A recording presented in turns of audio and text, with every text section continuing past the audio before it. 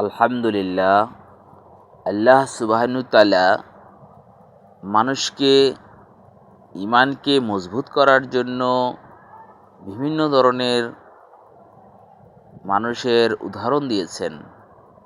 তার ভিতরে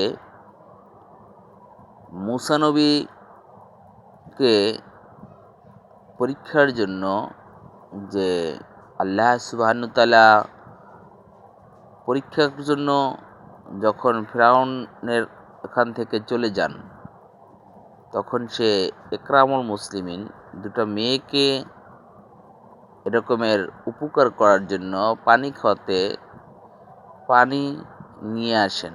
তাতে খুশি হয়ে ওই ফ্যামিলিতে ইকরাম করার জন্য ওই ফ্যামিলিতে থাকেন এবং দীর্ঘদিন ওখানে কাটান। শুধু ইকরাম করার কারণে তার থাকা খাওয়ার ব্যবস্থা হয়।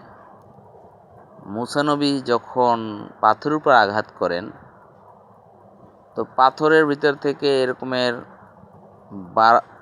12টা নহর হয় পানির। এরপরে একবার মূসা নবী আল্লাহ তাআলার কাছে জিজ্ঞেস করেন, আয় আল্লাহ, যে আল্লাহ, তুমি মানুষকে যে খাওয়াও কিভাবে খাওয়াও? তো আল্লাহ তাআলা বলেন যে তুমি পাথরের উপর আঘাত করো। তো পাথরের উপর আঘাত করার সাথে সাথে দেখে যে ওর ভিতরে একটা পোকা, আর এই পোকার ভিতরে মুখে ঘাস। সুবহানাল্লাহ। আমি এভাবেই খাওয়াই। তো মূসা নবীকে মান্না সালুয়া খাওয়াইতো। আর একটা ইমানি পরীক্ষার জন্য বলে যে এরকমের ইব্রাহিম নবীকে যখন আগুনে ফেলায়, তো ওই আগুন তো মানুষকে পোড়ার কথা, কিন্তু আল্লাহ তাআলার কুদরত ওখানে আগুন কিছুই করতে পারে নাই। তো এটা আল্লাহ তাআলার হুকুমই হয়েছে। আবার ইসমাঈল আলাইহিস সালামকে যখন এরকমের গলা কাটতে যায়, কোরবানি করার জন্য নিয়ে যায়, তখন ওখানে ছুরি তার গলা কাটতে পারে নাই। ওখানে একটা দুম্বা কোরবানি হয়।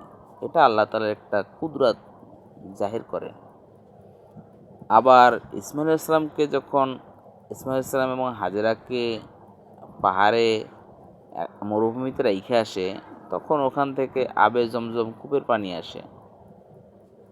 পায়ের আঘাতে, বাচ্চার আঘাতে এখনও জমজম কূপ দুনিয়ার ভিতরে বিরাজমান। এটা আল্লাহ তাআলার আরেকটা পরীক্ষা, কুদরত জাহির করেন। এভাবেই